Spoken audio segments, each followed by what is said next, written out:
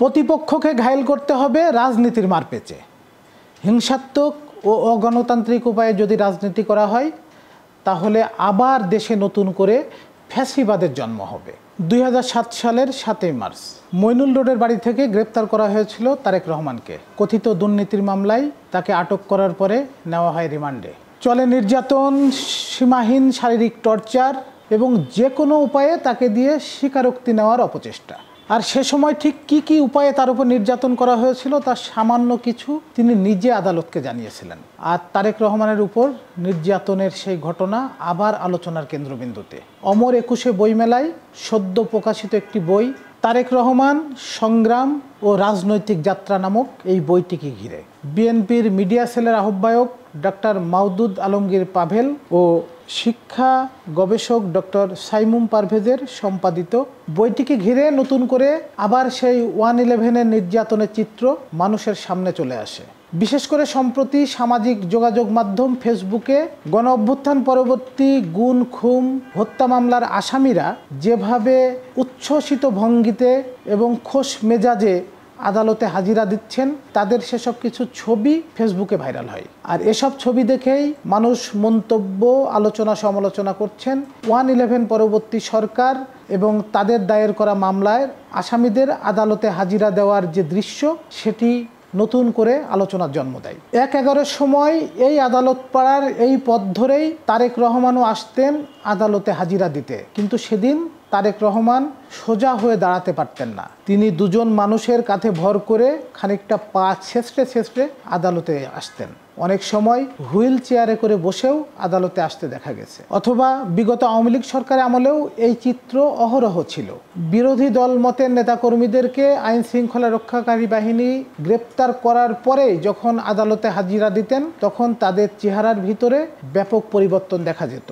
শারীরিকভাবে তারা যে অসুস্থ সেই অসুস্থতা ফুটে উঠত তাদের চলাফেরার মাঝে। 1/11-এর সময় তারেক রহমানের নামে যে কথিত দুর্নীতি মামলায় গ্রেপ্তার দেখানো হয়েছিল এর পিছনে আসলে রহস্য কি তা জানতে একটু পিছনে ফিরে দেখতে হবে। 2001 সাল তারেক রহমানের মাতা বেগম খালেদা জিয়া নির্বাচনী প্রচারণার মাধ্যমে তারেক জিয়া রাজনীতির মাঠে প্রবেশ করেন। 2002 সালে স্থায়ী কমিটির সিদ্ধান্ত অনুযায়ী জনাব তারেক রহমান বিএনপির যুগ্ম মহাসচিব পদে দায়িত্ব গ্রহণ করেন। ঠিক তারপরেই বিএনপির রাজনীতির হাল ধরেন এবং দলীয় নেতাকর্মী সহ অঙ্গ সংগঠনের নেতাকর্মীদের সাথে মত বিনিময় করতে তিনি ছোটেন টেকনাফ থেকে তেতুলিয়া। খুব অল্প সময়ের মাঝেই তারেক জিয়া জনপ্রিয়তার শীর্ষে পৌঁছান এবং একদম তৃণমূল নেতাকর্মীদের সাথে তার গভীর সম্পর্ক গড়ে ওঠে রাজনৈতিক মাঠে, যেটি বিরল। সে সময় বিশেষ করে আলোচনায় আসেন তৃণমূলের নেতাকর্মীদের সাথে সরাসরি তারেক জিয়ার যোগাযোগ গড়ে ওঠে এবং তা থেকে অনুপ্রাণিত হয়ে ঠিক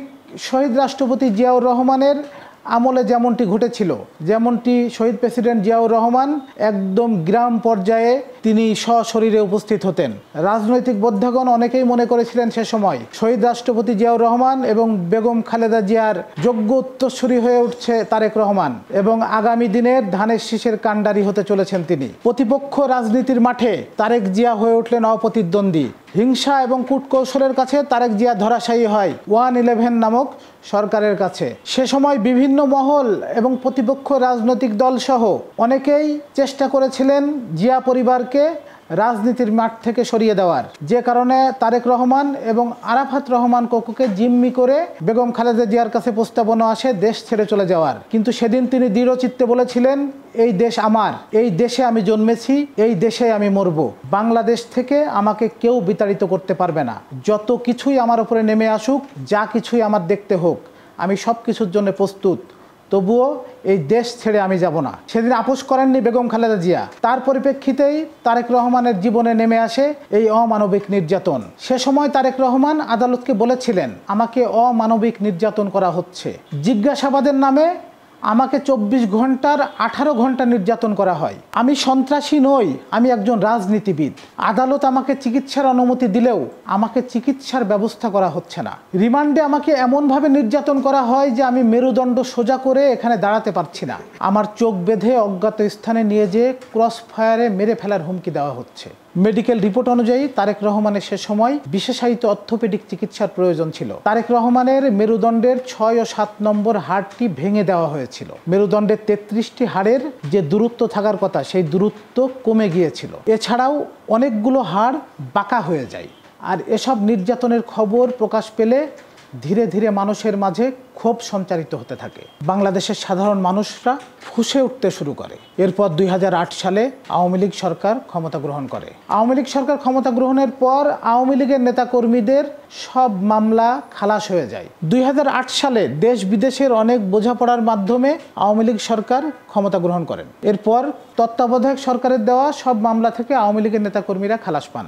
কিন্তু সেই মামলা থেকে খালাস পাননি বিএনপির কোনো নেতাকর্মী। বেগম খালেদা জিয়া, তারেক রহমান সহ যাদের যাদের নামে মামলা হয়েছিল এবং সেই মামলার গুনতিতে অনেক বড় বহর। এমন অনেক নেতাকর্মী আছে যাদের কতগুলো মামলা আছে তারা নিজেরাও গুনতিতে বলতে পারে না। আওয়ামী লীগ সরকারের আমলে এমন নেতাকর্মীকে দেখা গেছে প্রায় প্রতিদিনই কোর্টের বারান্দায় হাজিরা দিতে যেতে হয়। তারেক রহমান সংগ্রাম ও রাজনৈতিক যাত্রা বয়ে তার জীবন থেকে হারিয়ে যাওয়া অনেক ঘটনাই উল্লেখ আছে। হিংসাত্মক এবং কূটকৌশলের রাজনীতি থেকে মুক্ত না হতে পারলে গণতন্ত্রের প্রকাশ, সুষ্ঠু গণতন্ত্রের ধারা কিভাবে প্রবাহিত হবে?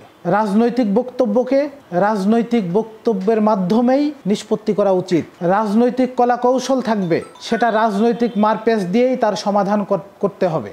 বাংলাদেশের রাজনৈতিক দলগুলোর মাঝে যদি সত্যিকারের গণতন্ত্রের চর্চা না হয় তাহলে এই দেশ কিভাবে গণতন্ত্রের পথে চলবে? কিভাবে মানুষ গণতন্ত্রের স্বাদ পাবে?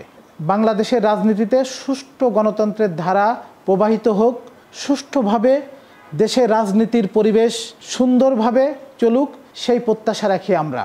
আগামীর বাংলাদেশ হোক সুন্দর রাজনীতির, সুষ্ঠু গণতন্ত্রের।